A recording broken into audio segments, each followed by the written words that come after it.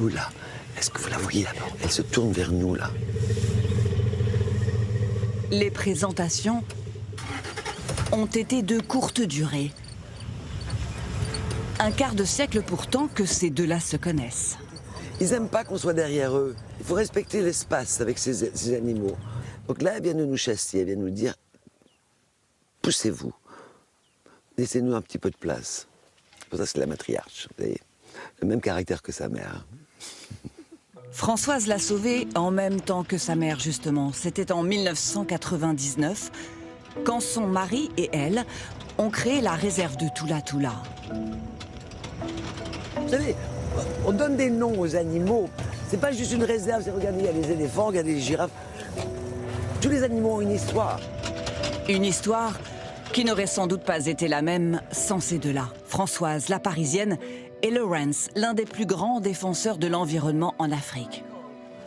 Alors, après un coup de foudre dans un taxi londonien, ils achètent cette réserve quelques années plus tard en plein territoire zoulou et accueillent une dizaine d'éléphants traumatisés. ils avaient été maltraités, on leur a tiré dessus. Dès qu'ils commençaient à être un petit peu agités, Lawrence s'approchait et commençait à chanter, à leur parler, à jouer de l'harmonica. Et c'était surtout Nana qu'il visait, parce qu'il visait la matriarche.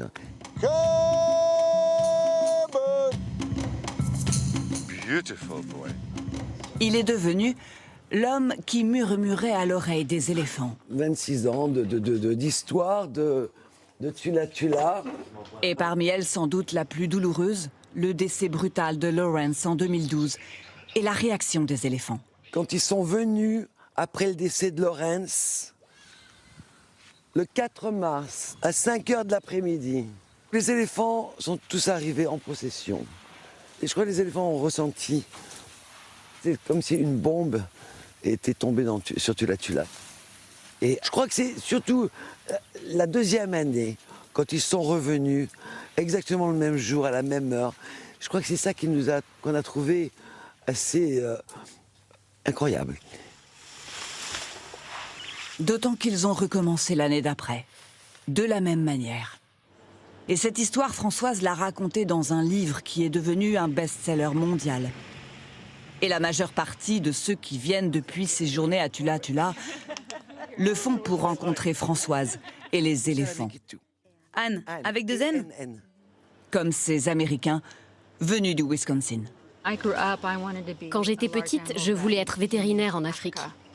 La vie a passé, mais c'est resté en moi. Et c'est finalement la première fois que je viens en Afrique. C'est incroyable.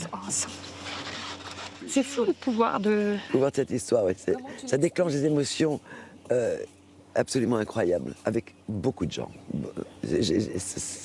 Ça arrive pratiquement tout le temps. Françoise a poursuivi la mission qui était celle de Lawrence, et c'est aujourd'hui devenu la sienne. À la mort de Lawrence, tout le monde pensait que j'allais fermer. Qui suis-je, hein? Une étrangère, une femme, et en plus je suis blonde. Tout était contre moi. Mais vous savez, j'ai créé cet endroit. Et il y a tous mes animaux. Je ne pouvais pas abandonner. Y compris face aux braconniers qui n'hésitent pas à tuer pour obtenir leur butin. Elle a ainsi perdu plusieurs de ses rhinocéros, car 1 kilo de corne est vendu entre 60 et 80 000 $. Alors aujourd'hui, elle les fait décorner pour les garder en vie. Et déploie hommes, caméras et drones afin d'assurer leur sécurité 24 heures sur 24. C'est une guerre? Tout le temps, toujours. C'est ce qui nous coûte le plus cher. Disons, c'est vraiment la protection de nos animaux, c'est notre priorité, c'est quelque chose qu'on ne peut pas arrêter. Et Françoise ne s'arrête jamais. Mouzi peut en témoigner, 15 ans qu'il travaille ici, et qu'il connaît lui aussi chaque histoire, comme celle de Mango et de sa bande. Françoise leur a sauvé la vie.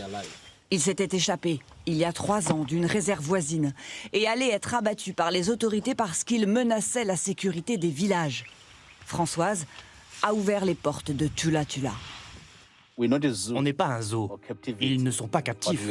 C'est le sanctuaire des éléphants. C'est leur maison. Voilà ce qu'on est. Et la réserve vient juste de s'agrandir.